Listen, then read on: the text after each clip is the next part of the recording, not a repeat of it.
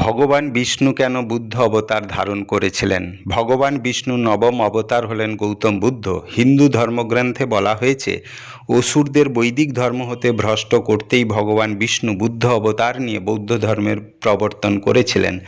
একদা পৃথিবীর অজ্ঞ লোকেরা তামসিক আদেশকে বেদের একমাত্র নির্দেশ হিসেবে গ্রহণ করেছিল এবং ব্যাপকভাবে পশু হত্যায় লিপ্ত হয়েছিল। এমনকি কখনো কখনো দেবতাদের পুজোর সময় মানুষদের বলিও দেওয়া হতো।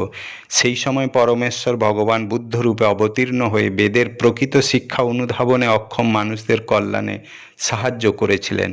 পৌরাণিক কাহিনীতে বলা হয়েছে, অতীতে অসুরেরা বৈদিক ধর্ম অবলম্বন করে অপরাজেয় হয়ে উঠলে বিষ্ণু বুদ্ধ রূপে অবতীর্ণ হয়ে বৌদ্ধ ধর্ম প্রচার করে অসুরদের বিভ্রান্ত করেছিলেন, যার ফলে দেবতারা অসুরদের পরাজিত করতে সমর্থ হয়েছিলেন।